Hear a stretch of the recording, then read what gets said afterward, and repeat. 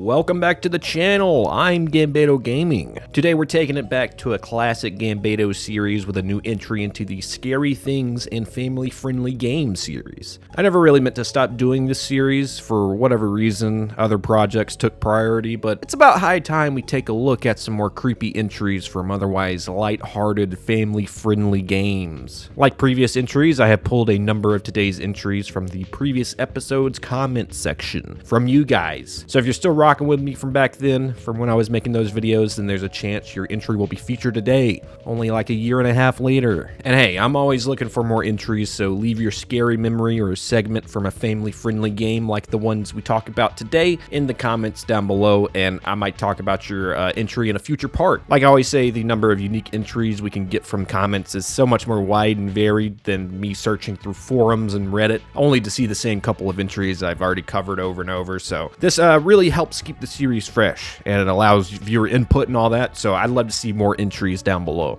Anyway, without further ado, let's go ahead and hop into some more of the eerie, the creepy, and the downright diabolical.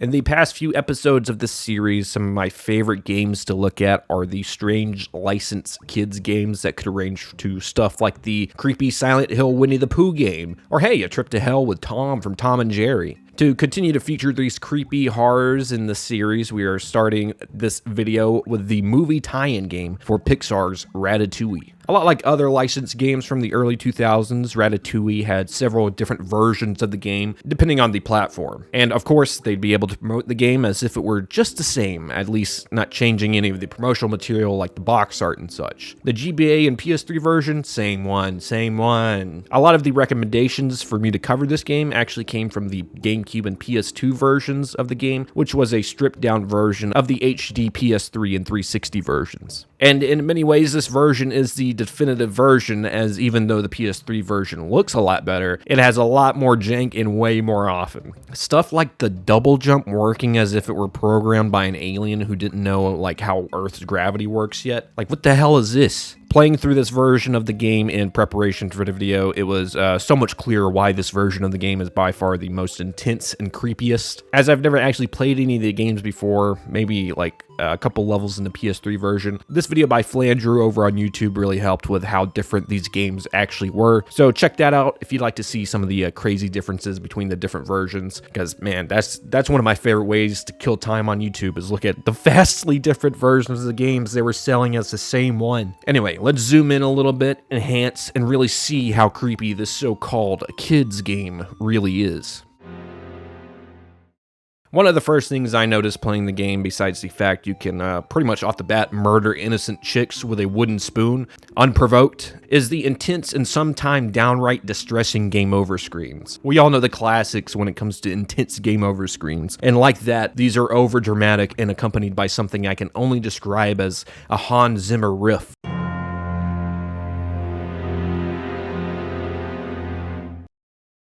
Way too intense for a little rat dying. Remy, no! Some of the more depressing ones include Remy being trapped inside this glass jar to, I guess, suffocate. I don't know, we don't have a good angle on the lid here, but my guess is there aren't any air holes in that bitch. We also get to witness Remy drowning alive, with the scene cutting off as he attempts to swim back up to the surface, along with a few others like Remy's last moment before he's eaten alive by a dog. This is one of the things the HD version does terribly in comparison, completely stripping the game over screens of any of this energy, and it's definitely more phoned in here. Don't get me wrong, the solid hit sound effect of him hitting the ground is fucking insane. Like, it sounds real.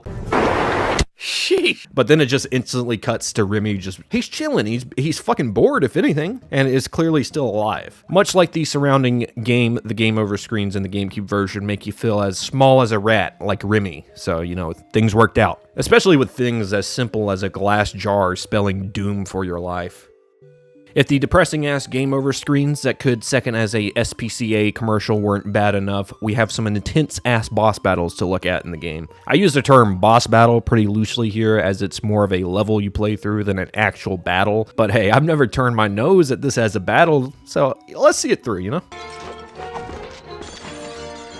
Oh my god, what the hell? I feel like I've seen this before. Where have I seen this, dude? Oh shit.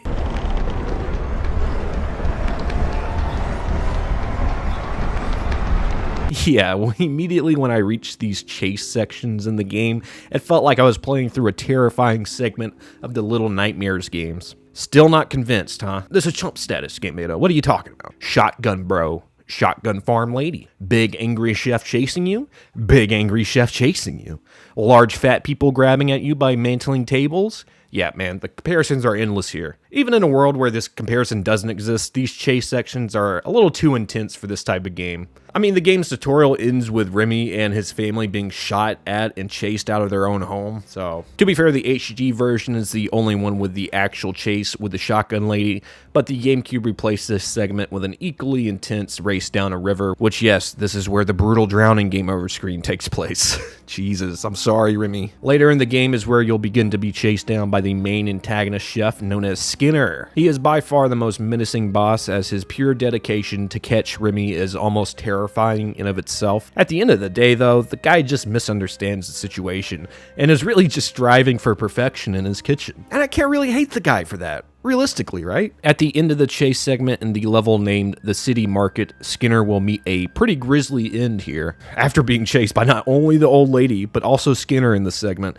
This is a well worth reward for me, don't get me wrong. Skinner will slip on a fish that was spilled over onto the floor during the chase and fly into the meat freezer, locking himself in as well. Listen, I don't know how fucking cold this freezer is, but Skinner never stood a chance, dude. Look how quick this is. He instantly freezes to the point of at least hypothermia, right? All while Remy gives him a little wave and a shit-eating smirk before running away. Not even alerting the homeboy that the chef might die in there because you keep it negative fucking 240 Celsius in there. Considering what would happen if he was caught by the chef, listen, again, I don't blame Remy, right? But he fully just left this chef here to freeze to death in the meat freezer. Talk about a harsh fucking death. That would be if he actually died, but luckily it seems someone heard his cries for help and came and got him out of the freezer as he comes back in the final boss battle. I wonder what kind of lie he had to come up with as to how he got in there, because the truth is the biggest L anyone could take against a fucking rat. He does, however, meet a grisly fate once again when the chandelier in the restaurant falls on Skinner, with this being the last we see of him. And I don't know about you, but this guy isn't Luigi, right? He's not surviving something like this. It's always the most grisly way these characters die in these otherwise kid-friendly movies and games that gets me, man. Like a recent one I remember is the Mario crew cutting the brakes on Swanky Kong's cart in the Mario movie. Like, god damn, I've seen tamer racetrack videos on Live Leak than this, dude. What the hell? But yeah, considering Shotgun Granny has a better outcome than Skinner, I'd say Skinner's story is tragic and maybe somewhat deserved. I don't know. I mean, it's one rat, dude, right? Like, you're starting to look like Tom out here, bro. Overall, the boss chase segments are some of the most intense I've seen in a game like this, and were likely too much for kids back in the day to overcome. All I know is, if you played Ratatouille, Little Nightmares would be light work. The only other strange decision for a kids game I noticed was the infamous stealth section. You'll notice with a lot of these licensed kids games, they combine a bunch of gameplay mechanics that have otherwise been perfected by other companies and doing them a whole hell of a lot worse. And it's surprising how well the gameplay mechanics like these stealth work in the game, but these also come with the natural suspense of your typical stealth segments in games. Of course, there have been other kids games to do this and nail the atmosphere, but the overall size of the world surrounding you plus the main threats make these segments feel particularly terrifying. This is largely due to the fact that you're as small as a rat, so most everything that can spot you can wipe you out in a second. It's also super intense because of the hurricane level alarm that plays anytime your little rat ass is sticking out of cover and you get seen. Yeah, the stealth segments are stressful as hell, and even though I never played this as a kid, I could see how the deformed-ass Pixar dogs could be terrifying combined with this loud-ass Amber Alert in your ear every fucking time you get seen. Again, not the first game to do this and make segments like this unnecessarily distressing, but the overall surrounding atmosphere and the size of the enemies and surrounding level make this one uniquely eerie. While there's a lot more surrounding the infamous Ratatouille movie tie-in game, that's all we're going to cover for today, as I think I hit all the notes that I was recommended. Thanks again for sharing with us all this gem of a game, which is weirdly a pretty good platformer, at least on the GameCube and PS2 versions. I feel like Pixar, Disney, or any of these other oddball money glitch games they made back in the day are great fodder for this series. So again, if you know of any other games like this one, let me know about it in the comments.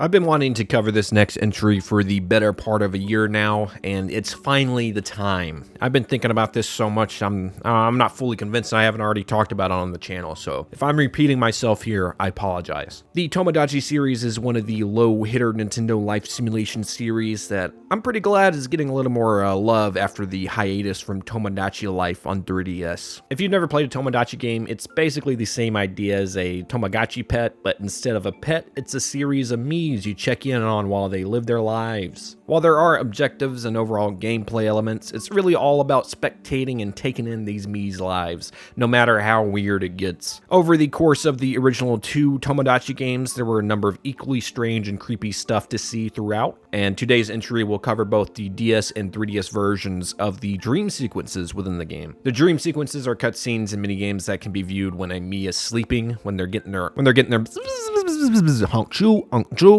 There are multiple dreams across the 2 games with enough to have a list of the creepier ones, so let's go ahead and take a look at the first game, Tomodachi Collection, only released in Japan for the Nintendo DS. I'd say out of the 2 games, Tomodachi Collection definitely has a creepier lot of the dreams, but that's not to say that Life doesn't have its fair share too, specifically one that feels like it was designed to tweak me out, freak me out, you know? Maybe it's due to the shoddier visuals or the fact they really tried anything for these dream sequences. Tomodachi Collection's dream sequences skeeve me out in a certain way that Life just doesn't. Starting off, we have a strange one, not really creepy, but more just grim as hell. We can see 2 Mii's on top of a large tower that seems to be a bungee jumping ledge of sorts. However, if you look closely, there's no bungee jump cord attached to either one of these fools, specifically the one closest to the edge. The jumping Mii will say they need a minute before they end up possibly slipping or maybe even being pushed by the other Mii here. It doesn't show it, but man, homie was taking a fat minute and this guy seemed pretty impatient. Considering they were getting ready to jump without the proper equipment anyway, it does come off as like a purposeful jump here, but it also comes off that the homie didn't survive this push. He's down there, but he ain't down there, you know what I'm saying? Maybe he doesn't have fall damage in his dreams, but I've fallen from a high place in my dreams and broke my legs before, so that's probably just me not having enough potassium in my real life diet. But that's a hell of a dream perk you got equipped there, brother. That's crazy. Again, not super creepy, but kind of grim if this guy didn't survive, right? I mean, at the very least, they could have shown him flying away like a bird after, or I don't know, animate a bungee string on the homie's back, for God's sake. Next, we transcend the Earth's atmosphere where we can see a Mii floating in space with really nothing to grab onto out there. If this were a spacewalk, you know, he would have had some sort of cord attached to him or something, or at least a little rocket booster pack on, but it appears he's out here very ill-equipped. Not only that, but whoever created this helmet doomed this guy from Jump Street. What the hell's going on here? This shit wouldn't work underwater, much less in fucking space. Like, what the hell? I guess technically it is a dream, so dude can breathe in space, sure. It still doesn't stop the absolute terror of floating through space without any way of getting back home. Not only this, but as the player yourself, you can flick/launch the Mii into a whole nother universe and watch as they slowly fade away into outer space at an extreme force. What a terrifying experience, man. Imagine dreaming you're floating in the darkest parts of space and a giant alien hand comes and flicks you several galaxies over. Lastly, for Tomodachi Collection is the creme de la creme of these creepy dreams, a true fucking nightmare. In this dream, you are able to manipulate your Mii's head and neck by outstretching it and drawing their neck longer and longer, following your stylus. Almost like you're painting your Windows XP desktop with Documents window, except it's the neck of your Mii instead. Yeah, if it's not creepy enough just watching this, it's also accompanied by some pretty surreal music that really sets a creepy mood.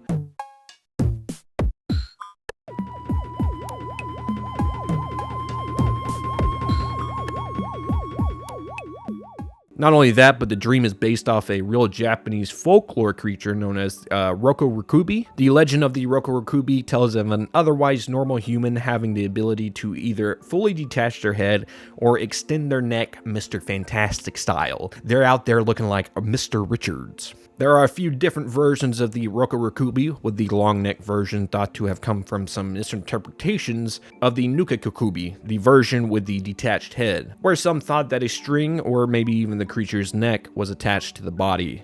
This ended up creating an entirely new version of the legend, which is now represented in this absolute acid nightmare, and is by far the most disturbing dream sequence in either game, honestly. Anytime a Rokurokubi is represented, it completely floors me in terror, and even in some of the tamer examples like here, it still creeps me out, man. Still one of my favorite yokais out there.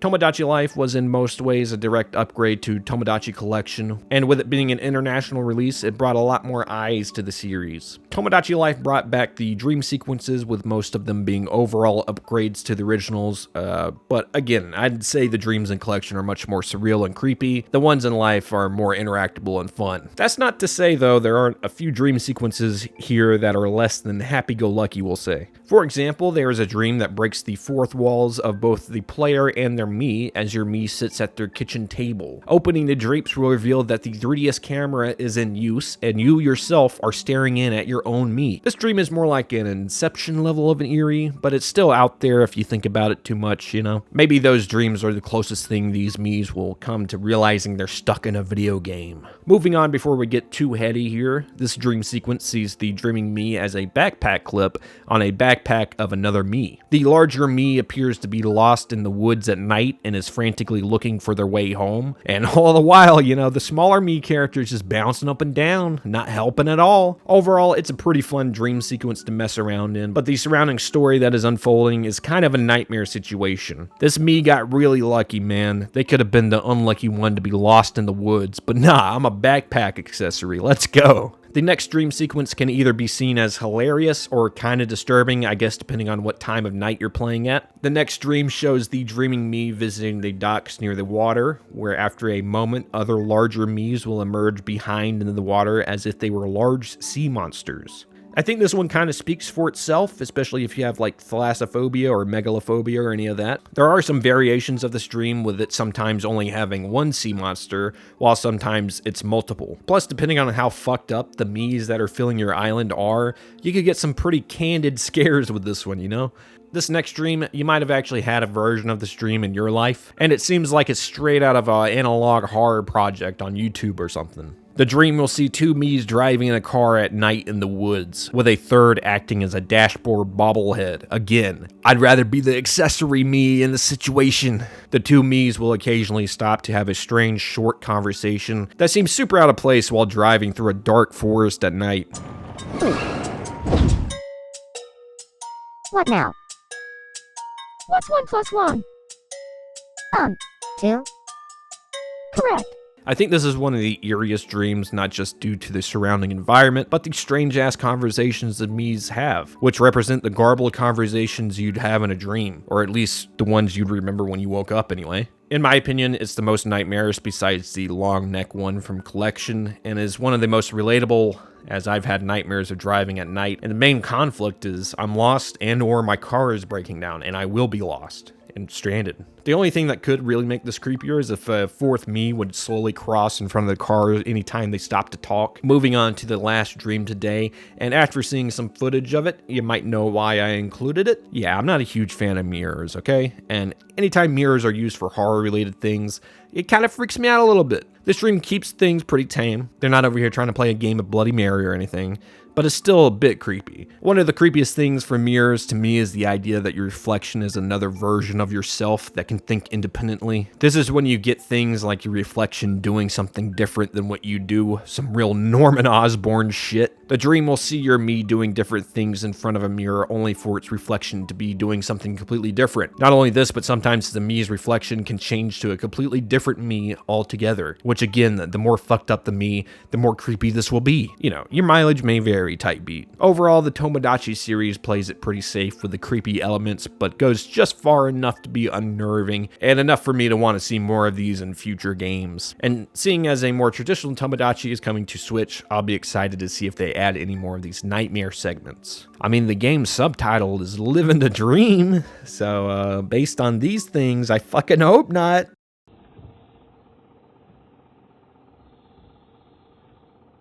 I've covered a lot of Kirby games in this series, as it's the poster child for a seemingly friendly kids game turned disturbing, more disturbing than you could have ever thought. Today I want to tackle an entry I've been recommended more than anything else Kirby in the history of Kirby. That of course is Kirby 64, and more specifically, Level 5 Shiver Star. Overall, Kirby 64 is a highly disturbing game and leaves the players with more questions than answers by the end of it. Whether it's the strange body horror with Kirby's friends, the disturbing and destructive dark matter, and the creepiest dark ending in any Kirby game, Kirby 64 has a lot of examples as to why it's the creepiest Kirby game. Hell, there are even implications of God and angels with the final boss known as Zero Two, who takes the form as this monstrosity, and eerily resembles biblically accurate angels. This leaves many to believe that Zero Two is either a messenger of God or God itself. Either way, dude isn't fucking around, alright? With all of that said, we are going to be focusing on a certain world, World 5, known as Shiver Star, as I stated earlier. If you would like to see everything dark in Kirby,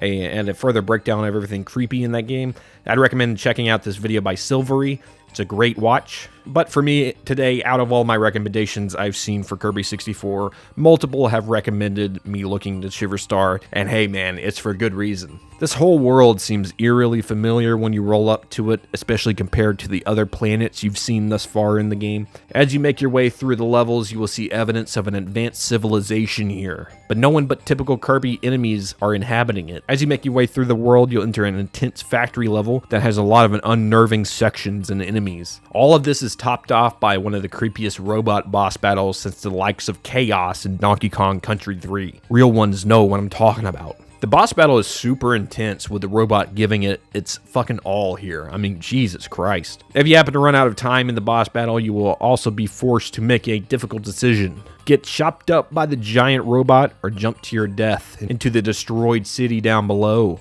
Many have assumed that all of this evidence is some sort of civilization that has since perished, and quite possibly by the hands of the very robots Kirby is destroying. Many believe this is a version of Earth itself that has met a devastating end, advancing to a point of building robots to the point where they take over, likely causing a nuclear winter, wiping out all of humanity, and sending Earth into another ice age. By this time, Kirby and crew rolls in only to find a ghost planet of a civilization that spelt its own end. Listen, man, this theory, along with the evidence, makes me believe when this actually happens to Earth in real life, a giant pink bubble alien will come to Earth and look around and push the big delete button on everything AI. Everything from militarized robots to the cringy AI pictures that fool old people on Facebook. Get it out of here, Kirby. Get it all gone, dude. So yeah, not only is this level hella depressing once you start to put the parts together, but it also gives you a sense of existential dread. How far down the rabbit hole we are in the world, with everything from weapons manufacturing to technology like AI becoming too reliant. It seems that Earth has a pretty good chance of becoming a real life Shiver Star. And if that doesn't send a shiver down your spine, then I don't know what will.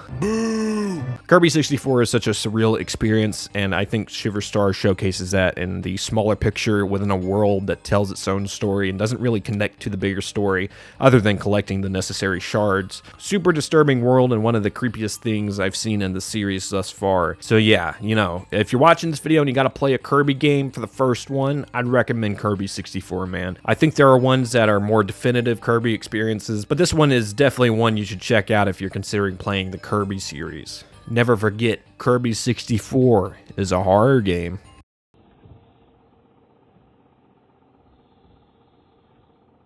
Hey guys, throwing in a quick epilepsy warning here. If you have any epilepsy conditions, please consider skipping this entry. Seriously, this next game is really hard to look at, so I really don't want to surprise anybody, shock anybody with this. The gameplay in this next segment is rough on the eyes. Also, I'd say anyone watching this in a dark room or anything like that, just get ready, man. It's rough. Anyway, let's get into it. The Amiga is home to some strange-ass games. Some great games, but looking back, it houses some of the stranger releases from the early 90s. The Amiga was a line of Commodore home computer systems that had several variations throughout the years. The system for the time was pretty impressive, specifically with the graphics it could produce compared to others around that era of gaming. A lot of the games are very vibrant, bright, and colorful, which was due to the ability for the Amiga to produce animated planar graphics with up to 4,096 colors. otherwise deemed ham mode.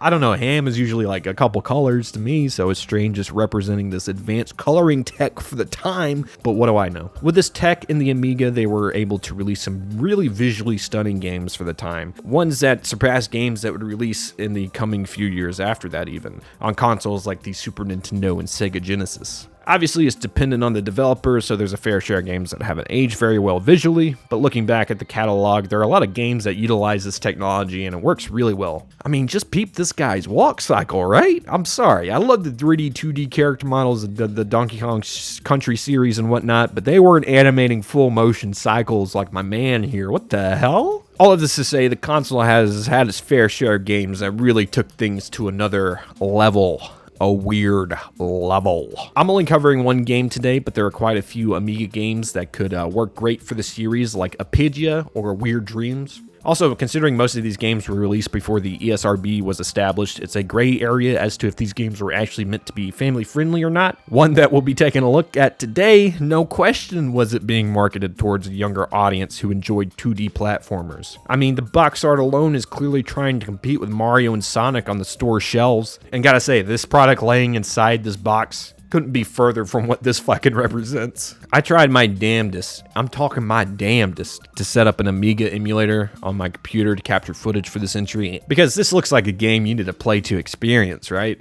But unfortunately, my dumb monkey brain got stuck around when it was asking me for a ROM boot or some shit like that. Hey, I think I got one of those the other week in Animal Crossing. That's crazy. Therefore, I researched the game by watching reviews and reading overviews of the game online, and I gotta say, I found one of the best game reviews ever on YouTube. Not only is this a great overview of the game, but it's quite humorous to boot, as Top Banana is not only terrifying, but also is a very infuriating experience as a video game. So yeah, huge shouts out to Orin Clubs on YouTube, where he died for our sins.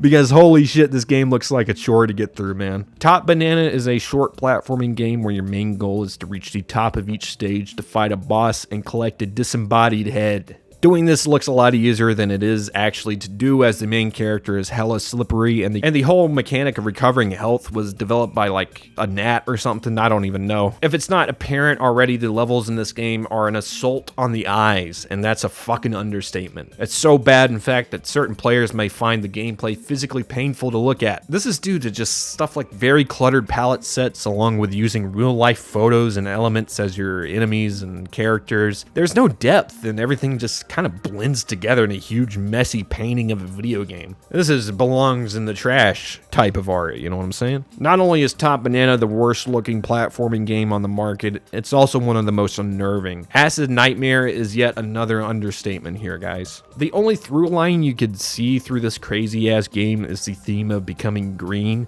with enemies like bulldozers and chainsaws making up the bulk of early level enemies. Not only that, but bosses that are disembodied heads of big cat businessmen make the blurry through line at least a little bit visible, right? Everything else here is up in the air for me. Like, what the hell are these? Or those? Or these? Or those? These fucked up skeleton heads? Hey, they're just par for the course, man. And they appear as soon as the first fucking level. However, with all of this, right, the creepiest part is without a doubt the sound design and the music, or I guess lack thereof.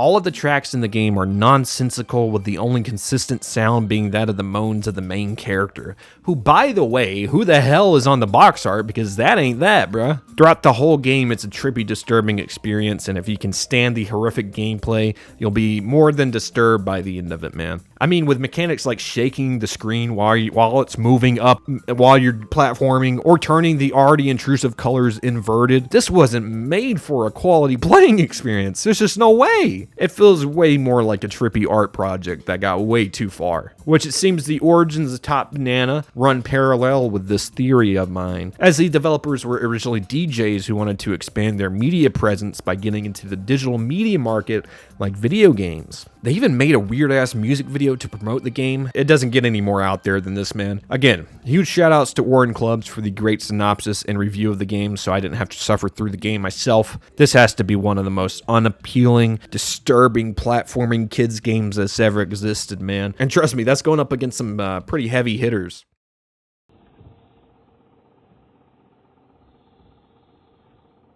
Shooting forward about a decade from when the Amiga age was prevalent, we see the introduction of the early 2000s 3D modeling and horrifying graphics. A game development company, Axysnake, wanted to revolutionize a classic video game Snake, which they brought into the modern era with the release of Axysnake in 2001. Axysnake features several levels that reflect the main gameplay of the classic Snake game, where you collect food to grow your snake longer and avoiding hitting yourself, all that good mumbo jumbo. In Axysnake, there are several more things to worry about than running into yourself, as the game features a new perspective and takes the game into 3D. Each level will start out with a small baby snake that will eventually grow bigger as you collect more fruit in the level. Some of the obstacles include rocks, wall mazes, and a large monster lurking in the darkest part of every level. This guy is the main creep factor to the game, as he's always lying in the wake, waiting to catch you fucking lacking. If you do happen to go out of bounds, you will be immediately eaten no matter the size of your snake, with the only thing left being your motionless body.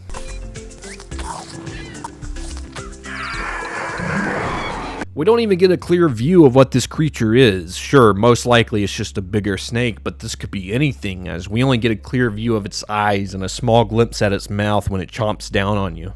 This is definitely horrifying, as he's always watching you, waiting, and you can constantly catch his red eyes staring at you from a distance. But the overall atmosphere of the game is off-putting as well. I don't know if it's just the early 2000s jank 3D models or what, but the overall game feels very claustrophobic and a little unnerving. Not only does the out-of-bounds area serve as an instant death jump scare of sorts, it also surrounds each level in a deep dark blackness that really makes the mood a lot creepier. Without a doubt, this has to be one of the most terrifying out-of-bounds punishments I've ever seen.